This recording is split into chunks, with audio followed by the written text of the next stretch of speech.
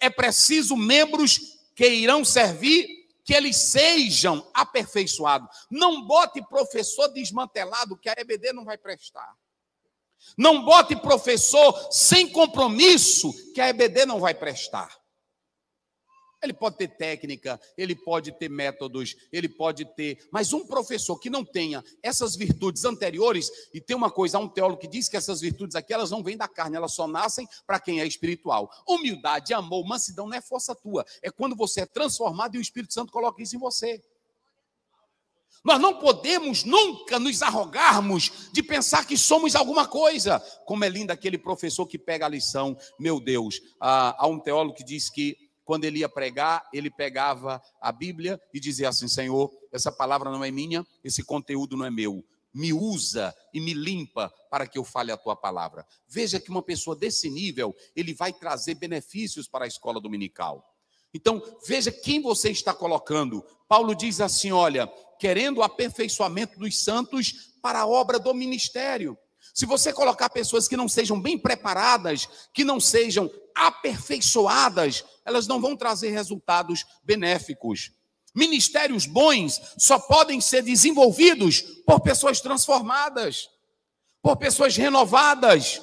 Somente assim poderão realizar o ministério. E só para vocês terem uma ideia, 1 Pedro 4,10, Pedro diz assim: cada um desenvolva o dom como recebeu, segundo a multiforme graça de Deus. Ou seja, quando a Bíblia diz, segundo a proporção de Cristo, é que esse dom aqui, e essa graça que não é a salvadora, é a capacidade que ele tem e que ele te dá para você servir ao ministério dos santos. Se você não tiver essa capacidade, você não vai ter líderes bem preparados. Lá fora as pessoas dizem assim, a igreja de fulano de tal teve umas células. E se você analisar, a escola dominical, nossa, porque eles dizem que grupos pequenos são mais eficientes, porque trabalham com séries. Por exemplo, a escola dominical, dentro do currículo dela, tem a idade tal, tem a idade tal, tem a idade tal. Então isso é bom para manter o padrão. E dentro da escola, ele na verdade, ele vai partilhar com os seus membros a sua sabedoria. Deixa eu dar um exemplo aqui. Um professor que ele vai para a sala de aula, digamos que ele seja doutor em teologia. Aí ele senta, tem a irmãzinha simples, tem um irmãozinho simples, aí ele vai dar uma aula sobre a Trindade. E ele começa, queridos irmãos, eu estou aqui para falar da Trindade. Esse mistério que dentro dessa pericorese, nós podemos entender que a economia da Trindade, ela vai se diversificando dentro de um contexto histórico. Os nossos pais apologistas, essa irmã não vai entender nada. Vai falando em economia, pensa que é dinheiro. É como uma vez eu pregando em Teresina, eu disse, meus irmãos, as muralhas de Jericó não caíram, as muralhas fundiram. Quando eu terminei, eu fui descendo, uma velhinha me disse assim, deixa de mentira.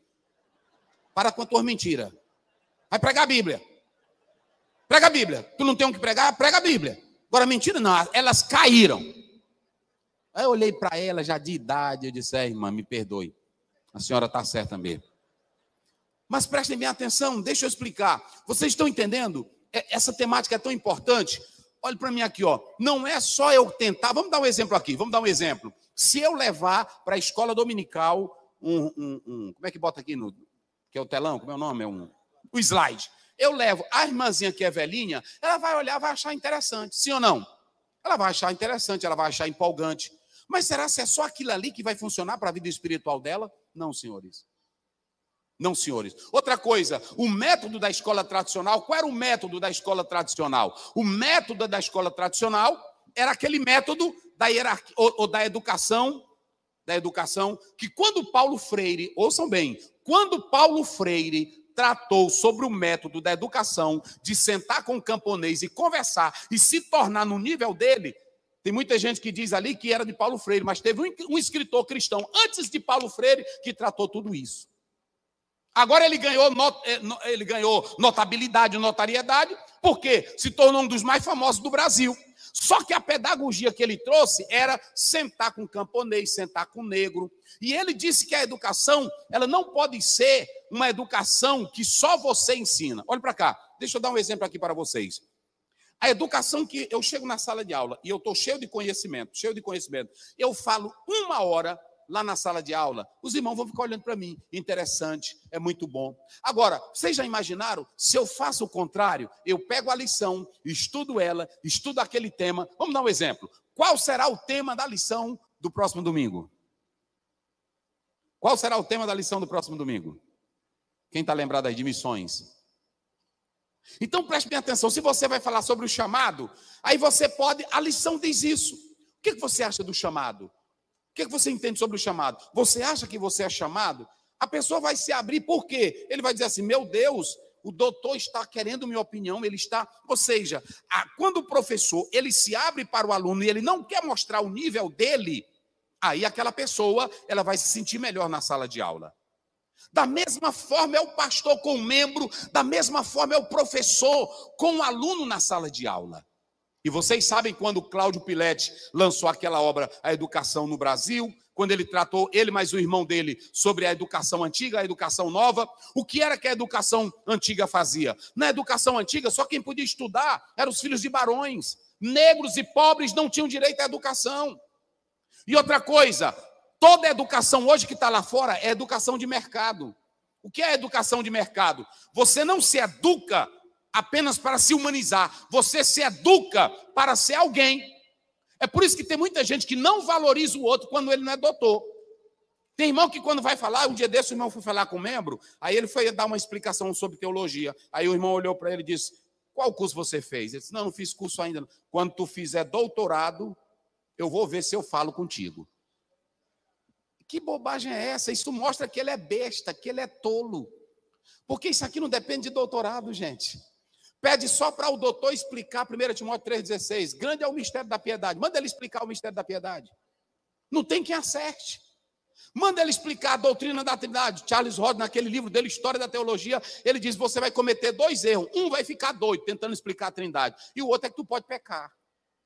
Então não cabe demais não, explica só o que está ali. Agora compartilhe, chame aquele seu aluno, sente com ele, vamos conversar. Eu quero saber a tua vida, eu quero saber o teu momento, eu quero saber... E aí você vai pegar aquele ensino da escola dominical e vai transformar na experiência de vida dele do dia a dia e vai provocar o lado crítico. Qual é o lado crítico? Aí sim, o lado crítico é que ele vai saber como levar aquele assunto para a sua comunidade, para o seu bairro, para a favela, aonde ele mora.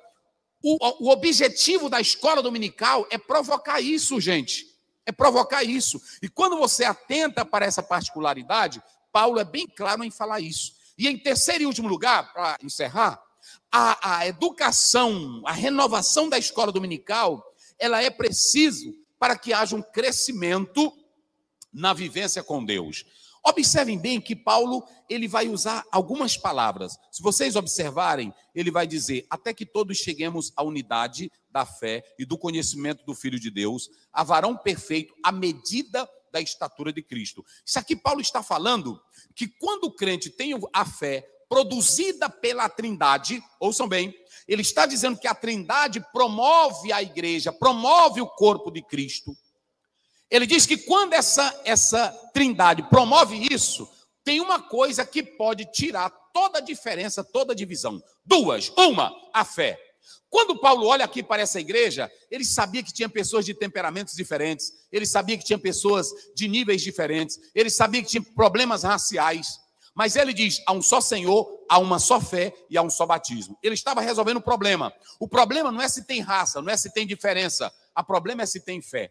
Aqui pode entrar gente de todo nível, pode entrar doutor, pode entrar o pobre, pode entrar o rico, pode entrar o doutor em filosofia. Agora, quando passou pelaquela porta, entrou aqui, você só tem fé em uma pessoa que te salvou, e a fé em Jesus Cristo, Filho de Deus.